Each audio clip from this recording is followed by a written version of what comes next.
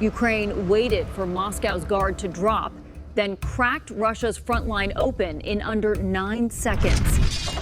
Deep inside Ukrainian airfields, the darkness holds its breath. No lights, no voices, only the hum of turbines spinning up in the void. These hidden launch points have been silent for weeks, invisible to satellite reconnaissance, dormant by design. But tonight, that silence shatters. Long-range drones lift off the tarmac, engines throttling low, flying fast and flat across the steppe. They hug the terrain at 50 meters, programmed to avoid every radar sweep, every watchtower, every listening post between here and the Russian border. These are not reconnaissance platforms. They carry warheads. 80 kilometers south near Dnipro, HIMARS launchers pivot toward the sky. 6 rockets ignite in sequence, their contrails scorching the night. The launcher crew doesn't wait to observe the impact. They're already rolling to the next position before the first missile crosses into hostile airspace. Above the clouds, a Su-24M tactical bomber releases a Storm Shadow cruise missile. The weapon drops, ignites, and streaks toward Belgorod at nearly the speed of sound. Its guidance system has already locked onto a command bunker, buried beneath 15 meters of reinforced concrete.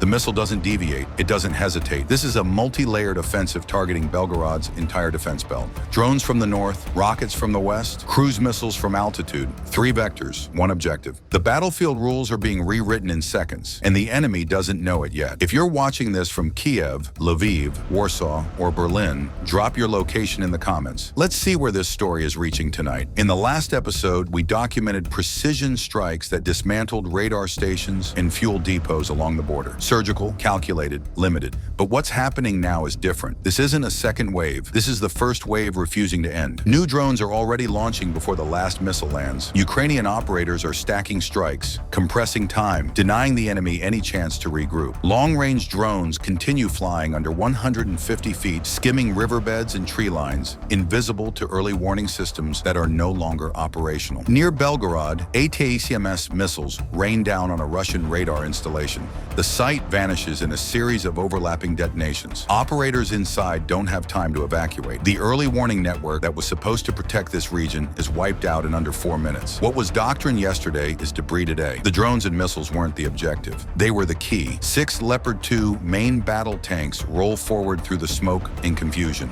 Their 120mm cannons are already loaded. Thermal optics cut through the haze. They're not advancing cautiously. They're moving at speed, exploiting the gap blown open by the airstrikes. Behind them, Challenger 2 tanks join the push, their crews coordinated through encrypted comms that the Russians can no longer intercept. The column hits the outer perimeter fence line at 40 kilometers per hour.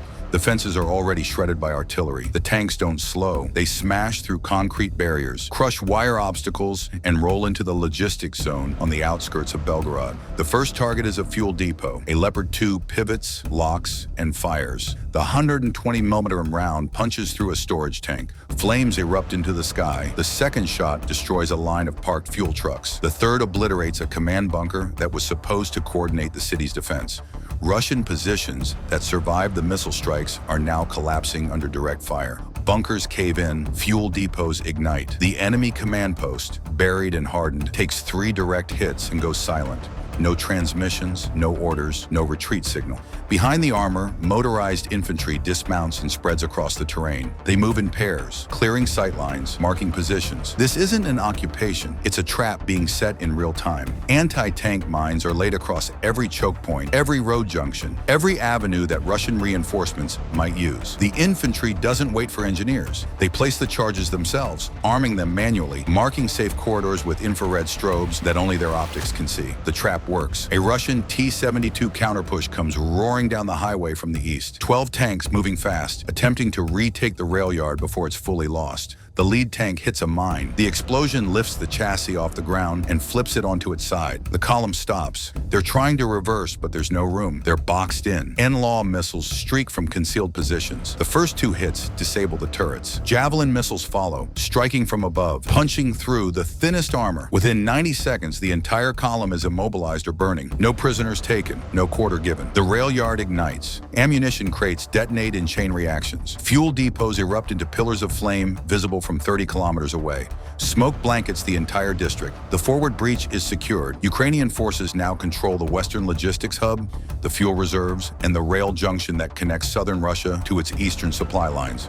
Belgorod isn't just damaged, it's severed. This is the moment strategists will reference for decades. The road to Moscow doesn't start at the border. It starts here, right now, in the burning wreckage of a city that was supposed to be untouchable. Ukrainian command doesn't pause. They exploit. Voronezh, 200 kilometers northeast, is identified as the next critical logistics hub. If Belgorod was the door, Voronezh is the corridor. Su-27 and MiG-29 fighters enter contested airspace, their radars painting targets across the industrial zone. Ground controllers feed them coordinates. JDAM-equipped bombs are released at altitude, gliding toward fuel depots, rail bridges, and supply warehouses. The first bomb strikes a fuel depot with pinpoint accuracy. The explosion is catastrophic. A fireball climbs into the sky, consuming storage tanks, refueling stations, and parked tanker trucks. Secondary explosions ripple outward for minutes. Voronezh is burning before its defenders realize they're under attack. 300 kilometers south, beneath the Black Sea, a Russian Kilo-class submarine surfaces just long enough to align its vertical launch tubes. Caliber cruise missiles eject from the water, ignite, and arc toward Ukrainian positions near Kiev. The missiles are subsonic, but they're terrain-hugging and difficult to track.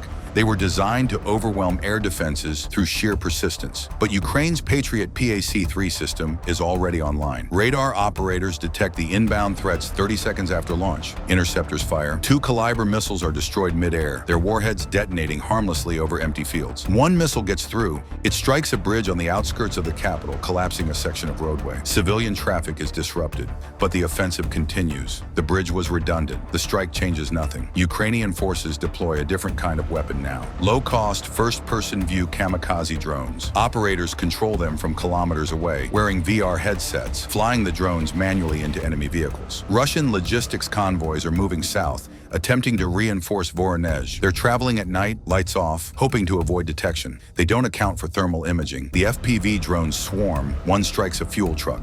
The explosion sets off a chain reaction, destroying 3 more vehicles. Another drone hits a BTR armored personnel carrier, killing the crew instantly. A third drone targets a mobile command vehicle, eliminating the convoy's coordination. Reinforcements are stalled. The fuel hub they were supposed to reach is already gone. Emergency civilian broadcasts are issued across Voronezh. Residents are told to shelter in place. Oil fires rage uncontrollably across the industrial sector. Firefighters can't reach the flames. The roads are blocked. The water mains are severed. Moscow's southern supply line is cut. Voronezh is isolated, burning, and no longer able to support operations further west. If you want to see how this continues, the next video drops in 48 hours. Subscribe, hit the bell, and comment below with your analysis of what happens when a supply line this critical collapses. The war spreads. A Russian Kilo-class submarine, repositioned after the first strike, fires another salvo of Caliber missiles. This time, the target is Kiev's civilian infrastructure. The Kremlin's message is clear. If you strike our cities, we strike yours. Patriot systems intercept the majority.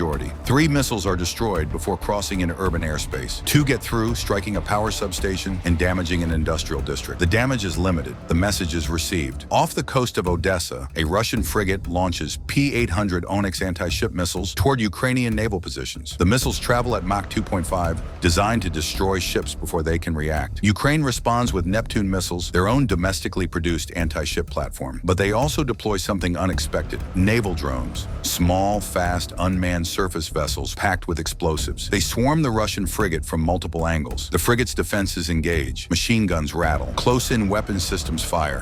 One drone is destroyed, then another, but the third gets through. It detonates against the hull below the waterline. Seconds later, a Neptune missile strikes the superstructure. The frigate is ablaze, listing to port, its crew abandoning ship. A partial missile impact is reported in Odessa. 1 building damaged, no military targets destroyed. The naval war has cost Russia a frigate and gained them nothing. The naval domain has reopened as a battlefield. Russia's Black Sea fleet, once dominant, is now suffering losses it can't afford to replace. Ukraine is forced to defend on multiple fronts: land, air, and sea. But Russia is the one bleeding assets.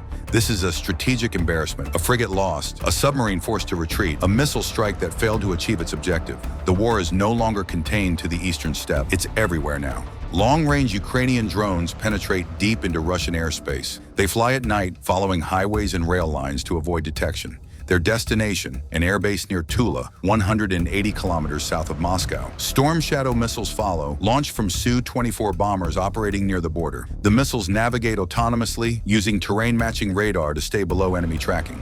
The airbase is struck simultaneously. Fuel tanks explode. Parked bombers are destroyed on the tarmac. Maintenance hangars collapse. Russian fighter deployment from this base is crippled for weeks. This is the deepest strike of the war, and Moscow is now within range. Ukrainian Special Operations Forces infiltrate Russian territory on foot. They move at night, avoiding patrols, using forested terrain to mask their approach. Their target, a fiber optic trunk line that carries military communications between Moscow and southern command centers. The team locates the line, plants charges, and detonates them remotely. The explosion severs the cable in multiple locations. Russian command centers go blind. Defense grids lose coordination. The network collapses. Without communications, the Russian military is paralyzed. Drones approach Moscow. Panzer short-range air defense systems activate across the city. S-400 batteries lock onto inbound targets. Missiles launch. Some drones are destroyed. Others slip through the gaps, exploiting blind spots, flying low over residential neighborhoods. One drone strikes a fuel depot on the outskirts. Another hits a target in the financial district. Explosions echo across the capital. Russian fighters scramble from nearby air bases, but coordination is failing. Pilots receive conflicting orders. Ground controllers can't communicate. The severed fiber optic line has fractured the entire command structure. Civilians in Moscow witness the attacks firsthand. Smoke rises over the skyline. This is a historic breach. Moscow's defenses, once considered impenetrable, have been pierced. Footage floods social media within minutes.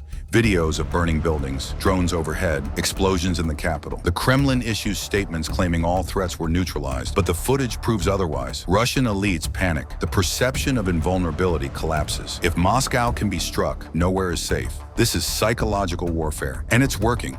Belgorod is crippled. Voronezh is burning. Moscow has been pierced. Russian forces are being redeployed defensively, pulled back from offensive operations to protect cities that were supposed to be beyond reach. Ukrainian forces, advancing through captured territory, demonstrate restraint toward prisoners. Captured soldiers are processed, not executed. This isn't about revenge. It's about strategy. The war has shifted. Ukraine is no longer defending. They're advancing. A second wave advances southwest, moving through the forested belt between Kursk and Voronezh. This terrain is dense, difficult to surveil, and perfect for infiltration. Autonomous mine-laying robots are deployed ahead of the infantry. They move silently, planting mines across predicted routes, creating invisible barriers that will shred any counter-offensive. Kamikaze drones overwhelm enemy sensors. Russian positions detect movement everywhere. They can't distinguish between threats and decoys. Their defensive fire is wasted on shadows. Infantry advances on motorbikes, fast and quiet, bypassing strong points, infiltrating deep into Russian-held territory. Mortar strikes rain down on radar stations. The installations are hardened, but the strikes aren't meant to destroy. They're meant to blind. A Brem 2 armored recovery vehicle, repurposed as a battering ram, breaches the outer barriers. Concrete walls collapse. Fences are torn apart. A 2S-1 Gvozdika self-propelled howitzer fires directly into base infrastructure. Command buildings take hits. Power substations explode. The base is crippled before the main assault even begins. MiG-29 fighters strafe the perimeter with cluster munitions. Defensive positions are obliterated. Shilka anti-aircraft guns activate, their quad-barrel cannons firing into the sky. Tor M2 surface-to-air interceptors launch, tracking incoming drones and missiles. Orlan reconnaissance drones are deployed to identify Ukrainian positions. T-90M tanks roll forward, attempting to push back the assault.